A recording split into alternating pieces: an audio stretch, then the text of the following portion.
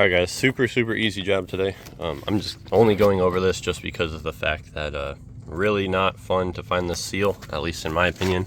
I called some Honda dealers as well as did some research online. Super difficult to find the seal. So the most I guess informative part about this video is just going to be the part number, which I will show right here. 91206 689 005. This is going to be for a 2003 Honda Civic LX. This one's the special edition or whatnot. Just the D17 A1 motor. So yeah, D17 A1. It's going to be the passenger side CV axle for the automatic transmission.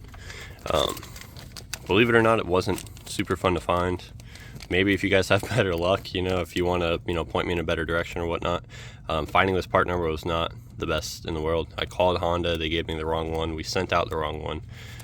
We came out here to install the wrong one. So now we got the correct part number after some research. Was able to find it. Pretty straightforward, obviously. Hang your brake caliper, two 17 millimeter bolts for that.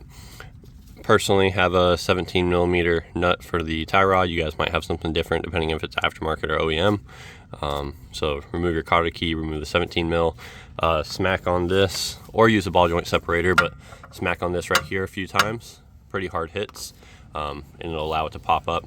Do not hit on this or you will mushroom that and it will no longer be usable. Other than that, you have a 22 nut, 19 bolt, millimeters. These are your two 17 millimeter caliper bracket bolts.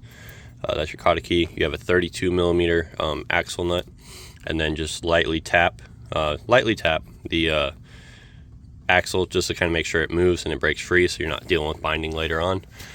You'll drop the spindle forward.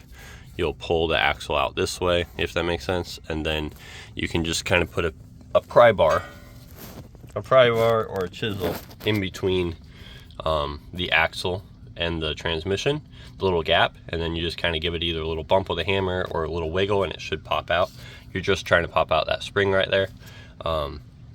Once you get that popped out, then you can go ahead and pull the axle out the rest of the way.